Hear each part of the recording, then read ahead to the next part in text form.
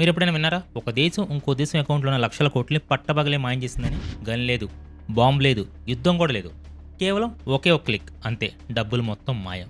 2022లో Russia Ukraine యుద్ధం మొదలైనప్పుడు ప్రపంచం చూడని ఒక వింత జరిగింది. రష్యాకు సంబంధించిన $420 బిలియన్ అంటే మన రూపాయల్లో 35 లక్షల కోట్లు అనమాట అమెరికా బ్యాంకులో ఉన్నాయి.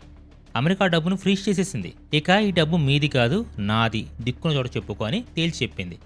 ఆ ఒక్క క్షణం ప్రపంచ దేశాల గుండెల్లో రైళ్లు పరిగెట్టాయి. అరే, మనం నమ్మిన అమెరికా దగ్గర డబ్బులు దాచుకుంటే వాడు ఎప్పుడైనా నొక్కేయచ్చా, మన డబ్బుకి గ్యారంటీ లేదా అని భయం కూడా పుట్టింది. అక్కడి నుంచి మొదలైంది అసలైన ఎకనామిక్ వరల్డ్ వార్ 3. ఇది బోర్డర్లో జరిగే యుద్ధం కాదు, ఇది కరెన్సీ వార్. అమెరికా పతనం మొదలైందా? వెనిజులా ప్రెసిడెంట్ని సౌండ్ వేసి వాడి ఎలా కిడ్నాప్ చేశారు? మరి ఈ గొడవల్లో మన ఇండియా సేఫా లేక మన డబ్బులు కూడా గోవిందానా? రీసెంట్గా వచ్చిన జియో పొలిటికల్ రిపోర్ట్స్ బయటపెట్టిన మైండ్ బ్లోయింగ్ నిజాలు ఇప్పుడు మనం డీకోడ్ చేద్దాం. అమెరికా అంటే మనకి ఏం గుర్తు వస్తుంది? సూపర్ పవర్, డబ్బు, లగ్జరీ. కానీ అమెరికా పరిస్థితి చూస్తే పైన పటారం, లోన్ లొటారం. అమెరికా నెత్తి మీద ఉన్న అప్పు ఎంతో తెలుసా? $38.5 ట్రిలియన్. ట్రిలియన్ అంటే 1,00,000 కోట్లు. ఆ సున్నాలు లెక్క పెట్టాలంటే మన క్యాలిక్యులేటర్ కూడా స్క్రీన్ సరిపోదు. సింపుల్గా చెప్పాలంటే అమెరికాకు వచ్చే ఆదాయం $100 అయితే వాళ్ళ ఖర్చు $110. మరి ఆ ఎక్స్ట్రా $10 ఎక్కడివి? అప్పు, మళ్ళీ అప్పు, ఇంకా అప్పు. సాధారణంగా మనం అప్పు చేస్తే ఏం జరుగుతుంది? బ్యాంక్ వాడు వచ్చి ఇంటిని వేలం వేస్తాడు, పరువు తీస్తాడు. కానీ అమెరికాకి ఆ భయం లేదు. ఎందుకంటే నోట్లు ముద్రించే ప్రింటర్ వాడింట్లోనే ఉంది. డబ్బులు లేవా? ప్రింట్ చేయి, అప్పు తీర్చేయి, ఎంజాయ్ చేయి. ఇదే అమెరికా ఇన్నాళ్ళు చేసిన మ్యాజిక్ అనమాట. కానీ ఇప్పుడు ఆ మ్యాజిక్ పనిచేయడంలా. ఎందుకంటే ప్రపంచం తెలివిమీరింది. నువ్వు నోట్లు ప్రింట్ చేసుకుంటూ పోతే నీ డాలర్ విలువ పడిపోతుంది. నీ డాలర్ మాకు వద్దురా బాబా అని దేశాల మొక్క మీద చెప్తున్నాయి. అమెరికాకు ఉన్న ఒకే ఒక్క బలం మిలిటరీ కాదు, డాలర్. ప్రపంచంలో మీరు ఆయిల్ కొనాలన్నా, గోల్డ్ కొనాలన్నా డాలర్లోనే కొనాలి. దీన్నే రిజర్వ్ కరెన్సీ అంటారు. అంటే ప్రపంచం మొత్తం అమెరికా కాళ్ళ దగ్గర ఉన్నట్టే. కానీ ఎప్పుడైతే అమెరికా రష్యా డబ్బులను దొంగతనం చేసిందో అప్పుడు సీన్ రివర్స్ అయింది. రిపోర్ట్స్ ప్రకారం చైనా, ఇండియా, రష్యా లాంటి పెద్ద దేశాలు ఒక సీక్రెట్ డెసిషన్ తీసుకున్నాయి. డాలర్ అనేది కరెన్సీ కాదు, అది అమెరికా చేతిలో ఉన్న ఒక తుపాకీ. అది ఎప్పుడైనా మన వైపు తిరగచ్చు. అందుకే ఈ దేశాలని తెలివిగా తమ దగ్గర ఉన్న డాలర్స్ అన్ని అమ్మేసి గోల్డ్ కొనడం స్టార్ట్ చేశాయి. మీరు గమనించారా? 2022 నుంచి బంగారు రేటు రాకెట్లా ఎందుకు వెళ్తుంది? మీరు నేను కొంటే పెరగట్లేదు. ప్రపంచ దేశాలు, సెంట్రల్ బ్యాంకులు టన్నుల కొద్ది బంగారాన్ని కొని సీక్రెట్గా స్టోర్ చేస్తున్నాయి. ఎందుకంటే రేపొద్దున అమెరికా మునిగిపోతే ఈ బంగారం మనల్ని కాపాడుతుంది. డాలర్ పేపర్ ముక్క అవ్వచ్చు, కానీ బంగారం ఎప్పుడు బంగారమే. ఇప్పుడు మనం మాట్లాడుకోబోయే విషయం హాలీవుడ్ సైన్స్ ఫిక్షన్ సినిమాల్ని మించిపోయింది. వెనిజులా అనే దేశం ఉంది. అక్కడ ప్రపంచంలోనే అత్యధిక ఆయిల్ నిల్వలు ఉన్నాయి. కానీ అమెరికాకి వెనిజులా ప్రెసిడెంట్ అంటే పడదు. ఎందుకంటే అతను అమెరికా మాట వినడు. చైనా, రష్యాతో దోస్తీ చేస్తున్నాడు. ఆయిల్ని డాలర్లో కాకుండా వేరే కరెన్సీలో అమ్మడానికి ప్లాన్ చేస్తున్నాడు. కానీ అమెరికా ఏం చేసింది తెలుసా? ఒకరోజు సడన్గా వెనిజులా ప్రెసిడెంట్ మాయమయ్యాడు. ఎలా? యుద్ధం జరిగిందా? లేదు. ఇంటెలిజెన్స్ రిపోర్ట్స్ ప్రకారం అమెరికా మిలిటరీ వాడింది సౌండ్ వేవ్స్ టెక్నాలజీ. అవును, శబ్ద తరంగాలు. ఒక ప్రత్యేకమైన ఫ్రీక్వెన్సీలో సౌండ్ రిలీజ్ చేస్తారు. అది చెవులకు వినిపించదు, కానీ అది మన బ్రెయిన్ మీద ఎఫెక్ట్ చూపిస్తుంది. ఆ సౌండ్ వేవ్స్ తగలగానే మనిషి బ్రెయిన్ పనిచేయడం మానేస్తుంది. ముక్కు, చెవుల నుంచి రక్తం వస్తుంది. మనిషి సెకండ్లో స్పృహ కోల్పోతాడు, అన్కాన్షియస్ అయిపోతాడు. ఆ ప్రెసిడెంట్కి రక్షణగా ఉన్న భయంకరమైన కమాండోలు, ఆర్మీ ఒక్క బుల్లెట్ కూడా పేల్చకుండానే కుప్ప కూలిపోయారు. అమెరికా వాళ్ళు వచ్చి ప్రెసిడెంట్ని ఈజీగా ఎత్తుకెళ్ళిపోయారు. ఇది వింటుంటే ఎక్స్‌మ్యాన్ సినిమాలో ఉంది కదా, కానీ ఇది రియాలిటీ. అమెరికాకి ఆయిల్ కావాలంటే వాళ్ళు ఏమైనా చేస్తారు. అంతేకాదు, వెనిజులాలో కరెంట్ పోవడానికి కారణం కూడా అమెరికా అని వాళ్ళ టాక్ అనమాట.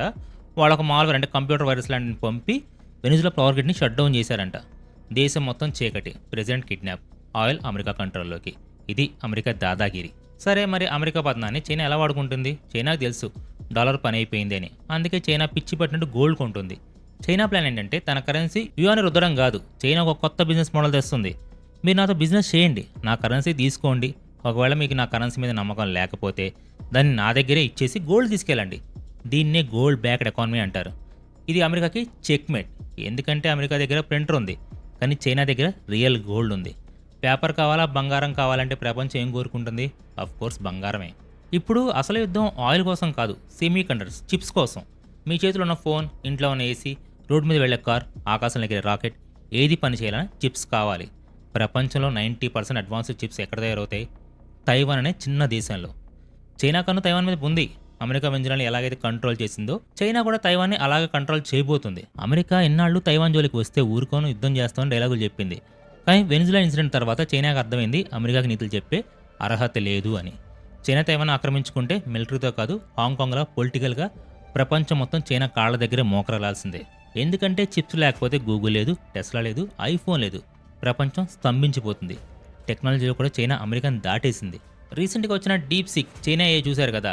అమెరికా కంపెనీలు ఓపెన్ ఏఐ, గూగుల్ వేల కోట్లు ఖర్చు పెట్టి సంవత్సరాలు కష్టపడి చేసిన ఏఐని చైనా చాలా తక్కువ ఖర్చుతో అంతే పవర్ఫుల్గా తయారు చేసి పడేసింది. దీని కారణం రెండు. చైనా దగ్గర చిప్స్ ఉన్నాయి, చైనా దగ్గర ఎలక్ట్రిసిటీ కరెంట్ చాలా చౌకగా ఉంది. ఏ రన్ అవ్వాలంటే విపరీతమైన పవర్ కావాలి. అమెరికాలో పవర్ కాస్ట్లీ, చైనాలో చీప్. సో ఫ్యూచర్ వార్ ఏఏ వార్. అందులో చైనాదే పై చేయదని రిపోర్ట్స్ చెప్తున్నాయి. సో ఓకే, ట్రంప్ మళ్ళీ పవర్లోకి వస్తే ఏం జరుగుతుంది? ఆయన ఒక క్రేజీ ప్రపోజల్ పెట్టాడు. నేను గ్రీన్లాండ్ అనే దేశాన్ని కొనేస్తా అని. గ్రీన్లాండ్ అనేది మంచుతో కప్పుకున్న ఒక దేశం, డెన్మార్క్ చెందింది. దాన్ని కొనడం ఏంటి? అదేమైనా రియల్ ఎస్టేట్ ఫ్లాటా లేక అపార్ట్మెంటా? కానీ ట్రంప్ $700 బిలియన్ రూపాయలు అంటే చెప్పలేనంత ఆఫర్ చేశాడు. ఎందుకు? మంచు కోసం కాదు, ఆ మంచు కిందన రేర్ ఎర్త్ మెటల్స్ ఉన్నాయి. ప్రపంచంలో ఉన్న 25% రేర్ ఎర్త్ మెటల్స్ గ్రీన్లాండ్లోనే ఉన్నాయి. ఇవి ఉంటేనే బ్యాటరీలు, చిప్స్, డిఫెన్స్ వెపన్స్ తయారవుతాయి. ప్రస్తుతం ఇవి చైనా కంట్రోల్లో ఉన్నాయి. చైనాను కొట్టాలంటే అమెరికాకి గ్రీన్లాండ్ కావాలి.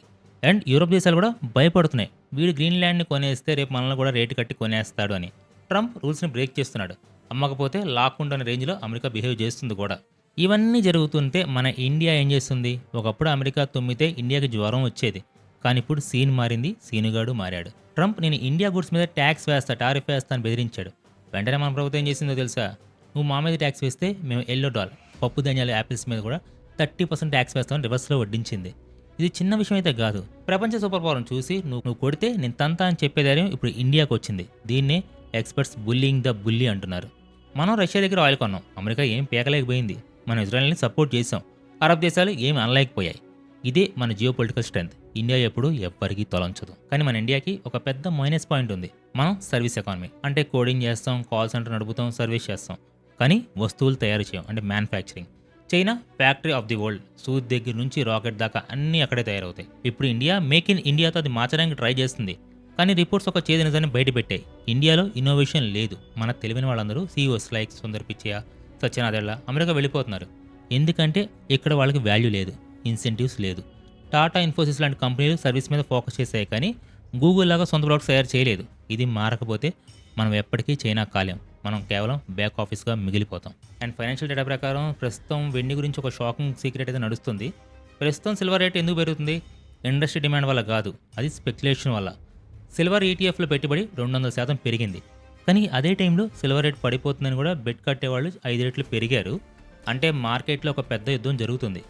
అనలిస్టుల సలహా ఏంటంటే ఇప్పుడు సిల్వర్ జోలికి వెళ్ళకండి, అది ఒక బబుల్, ఎప్పుడైనా పగిలిపోవచ్చు. పెరిగితే ఆకాశం, పడిపోతే పాతాళం, రిస్క్ వద్దు. సరే, మనం చివరిగా డబ్బులు ఎక్కడ ఇన్వెస్ట్ చేయాలి? అమెరికా మార్కెట్లోనా, ఇండియా మార్కెట్లోనా? ఎక్స్పర్ట్స్ క్లియర్గా చెప్తున్నారు ఇండియా అని. అమెరికా మార్కెట్ S&P 500 ఇప్పుడు చాలా కాస్ట్లీ, ఓవర్ వాల్యూడ్ అనమాట. అక్కడ టెక్ స్టాక్స్ పీక్లో ఉన్నాయి, పడితే గట్టిగా పడతాయి. కానీ ఇండియా మార్కెట్ గత 18 నెలలుగా పెద్దగా పెరగలేదు.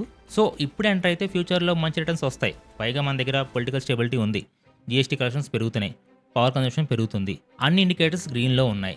అమెరికా దిగుతుంది, ఇండియా వెలుగుతుంది.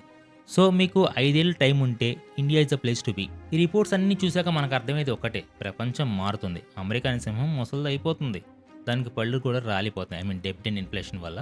చైనా అనే డ్రాగన్ నిప్పులు కక్కుతుంది, టెక్నాలజీ అండ్ గోల్డ్ వల్ల. కానీ రెండు కొట్టుకుంటున్నప్పుడు సైలెంట్గా రాపడేది ఎవరు? ఏనుగు, ద ఎలిఫెంట్, ఇండియా అనమాట. ప్రపంచానికి ఇప్పుడు ఒక నమ్మకమైన ఫ్రెండ్ కావాలి. అమెరికాని నమ్మలేరు, డబ్బులు నొక్కేస్తుంది. చైనాని నమ్మలేరు, దేశాలను మింగేస్తుంది. మిగిలింది ఇండియా మాత్రమే. అహింస, ప్రజాస్వామ్యం మరియు భారీ మార్కెట్, ఇదే మన బలం కూడా, ఇదే మన భవిష్యత్తు కూడా. రాబోయే 10 ఏళ్ళు భారతదేశానివే. సో ఫ్రెండ్స్, మీ దగ్గర డబ్బులుంటే గోల్డ్లో పెట్టండి, లేదా ఇండియా గ్రోత్ స్టోరీలో పెట్టండి. అంతేగాని డాలర్ నమ్మి మోసపోకండి. This is the reality of 2026. The king is falling, long live the new king. And information ఇస్తే వీడియోని లైక్ చేయండి, ఛానల్ కూడా సబ్స్క్రైబ్ చేసుకోండి. Thanks for watching.